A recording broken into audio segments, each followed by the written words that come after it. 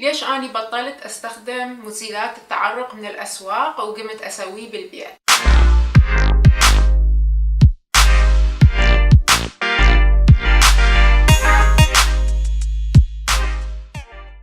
مزيلات التعرق اللي بالأسواق تحتوي على هواي مواد كيميائية، من ضمنها مادة الألومنيوم. هاي المادة تسد مسامات البشرة، لهذا بعد ما تصير ريحة كريهة. المشكلة ويا هذا الموضوع، أولا التعرق هي من الوسائل الرئيسية اللي جسمنا يتخلص فيها من السموم، فلما نسد المسامات السموم اللي بداخل جسمنا راح تنحبس. السموم من تبقى بجسمنا تكون ليمف نوت أو عقد لمفاوية. هاي العقد من تتواجد بالجسم بكثرة تسبب هواي مشاكل.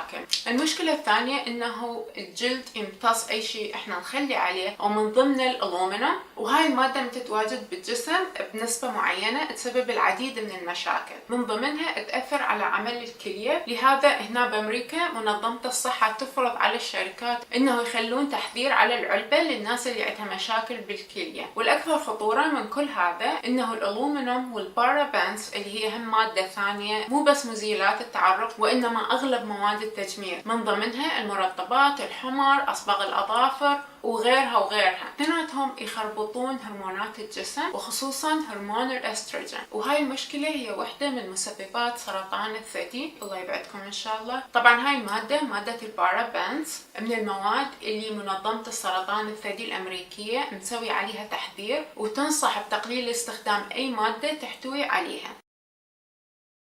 انه بحياتنا هسه صرنا نستخدم كلش هواية مواد كيميائية، يعني مو مثل قبل.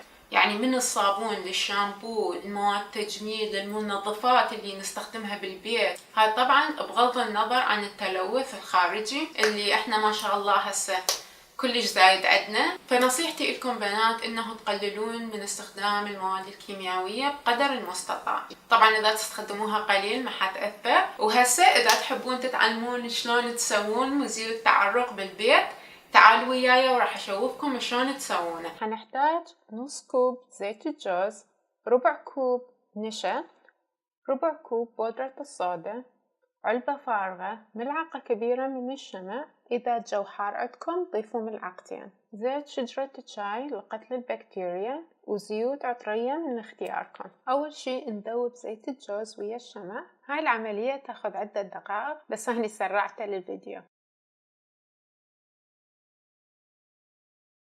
الخطوة الثانية نخلط كل المواد سوية. شوفوا ايديا، جن هيدين جوندايزر من يسوي اللولة بالساحق. الخطوة الثالثة نضيف 3 قطرات من زيت شجرة الشاي. الخطوة الرابعة تضيفون زيوت عطرية من اختياركم. الخطوة الأخيرة تضيفون الخليط بالعلبة، وتحفظون العلبة بالثلاجة من 2 إلى 4 ساعات، أو لحد ما يكون قوام المزيج صلب. وهسه وصلنا لنهاية الفيديو. إذا حبيتوه رجاء سووا لايك، وإذا تحبون تشوفون فيديو الأسبوع الجاي سووا اشتراك في القناة هسه. ومثل كل مرة اهتموا بروحكم، دير بالكم على نفسكم، وأشوفكم على خير حبايبي.